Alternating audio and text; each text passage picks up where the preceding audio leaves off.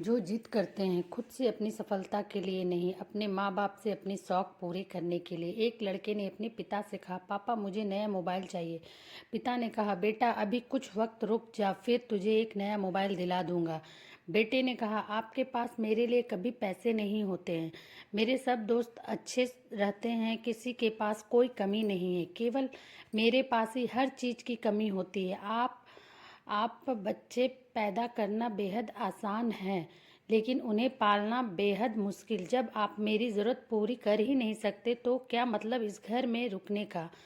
मैं घर छोड़कर जा रहा हूँ। बेटा रुक जा, मेरी बात तो सुन, हम तुझे दिला देंगे। माता और पिता ने बेटे को रोकने और समझाने की काफ़ी कोशिश की, लेकिन वो नहीं रुका। गुस्से में उसने बैग पैक किया और घर से निकल पड़ा। लेकिन घर से निकलते वक्त गलती से उसने अपने पिता की डायरी अपने बैग में डाल ली। पिता की आदत थी कि वह हमेशा डायरी लिखा करते थे और उनकी डायरी को छूने की परमिशन किसी को भी नहीं थी। लड़का घर से काफ़ी दूर आ गया और थक कर बैठ गया। जब उसने वो डायरी देखा तो उसने सोचा, आखिर मिल ही गया खजाना। आज पता चल जाएगा कि मेरे पिताजी ने कहाँ कहाँ दौलत छुपा रखी है और उन्हें किन किन लोगों से पैसे लेने हैं, और सारा का सारा लेखा जोखा आज मुझे मिल जाएगा। बेटे को लगा इस डायरी में पिताजी की सारी लेन देन का हिसाब होगा। जैसे ही लड़के ने उस डायरी को पढ़ना शुरू किया, उसकी आंखों से आंसू बहने लगे। डायरी के शुरुआती पन्नों में बेटे को जो बाइक दिलाई थी उसका हिसाब लिखा था। उसकी ईएमआई पिताजी अभी तक चुका रहे थे। दूसरे पन्ने में उसके कॉलेज की फीस और एडमिशन का कर्ज लिखा था कि इन इन लोगों को कितने पैसे वापस देने हैं। और सबसे आखिरी पन्ने पर लिखा था कि बेटे को अब मोबाइल दिलाना है, उसके लिए मुझे कौन कौन उधार दे सकता है। उन सभी लोगों के नाम लिखे हुए थे। बेटे ने जैसे ही सब पढ़ा वो पागलों की तरह रोने लगा और रोते रोते दौड़ता भागता घर आया।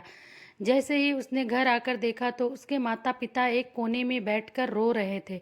बेटा अपने पिता के पैरों में गिरकर रोने लगा कि पिताजी मुझे माफ़ कर दो। पिता ने कहा, बेटा तू मत रो, तुझे मोबाइल मिल जाएगा। बेटे ने कहा, पिताजी मुझे आपसे कुछ नहीं चाहिए, मुझे पता चल चुका है आप इस डायरी को हम लोगों से क्यों छिपाते थे।